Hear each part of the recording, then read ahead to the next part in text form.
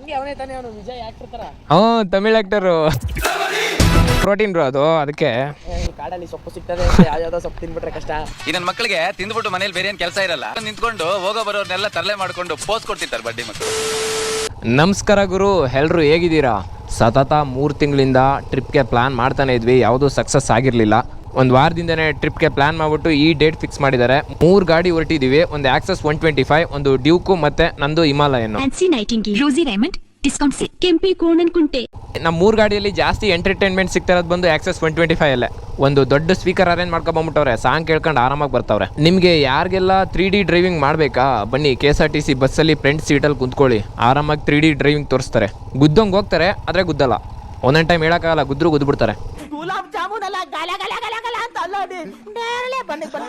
So ನಾವಿವಾಗ Nagarahole ಫಾರೆಸ್ಟ್ಗೆ entry ಕೊಡ್ತಾ ಇದ್ದೀವಿ. ಯಾವುದೋ ಕಾಡು ಪ್ರಾಣಿಗಳು ಬರ್ತಾ ಇದ್ದಾವೆ ಇರಿ.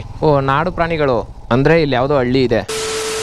ಹಂಗೆ ಅವನೇ ತಾನೇ ಅವನು ವಿಜಯ್ ಆಕ್ಟರ್ ತರ. ತಮಿಳ್ ಆಕ್ಟರು.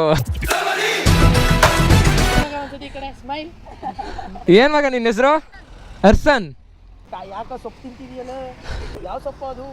ಕಾಡಲ್ಲೊಂದು ಸೊಪ್ಪು ಸಿಗ್ತದೆ, ಒಳ್ಳೆ ಪ್ರೋಟೀನ್ ಬ್ರೋ ಅದು, ಅದಕ್ಕೆ ಗೊತ್ತಿಲ್ಲ. ಆಮೇಲೆ ಕಾಡಲ್ಲಿ ಸೊಪ್ಪು ಸಿಗ್ತದೆ, ಯಾವ್ಯಾವ್ದೋ ಸೊಪ್ಪು ತಿನ್ಬಿಟ್ರೆ ಕಷ್ಟ. ಈ ನನ್ನ ಮಕ್ಕಳಿಗೆ ತಿಂದ್ಬಿಟ್ಟು ಮನೇಲಿ ಬೇರೆ ಏನ್ ಕೆಲಸ ಇರಲ್ಲ, ನಿಂತ್ಕೊಂಡು ಹೋಗೋ ಬರೋರ್ನೆಲ್ಲ ತರಲೆ ಮಾಡ್ಕೊಂಡು ಪೋಸ್ಟ್ ಕೊಡ್ತಿರ್ತಾರೆ ಬಡ್ಡಿ ಮಕ್ಕಳು.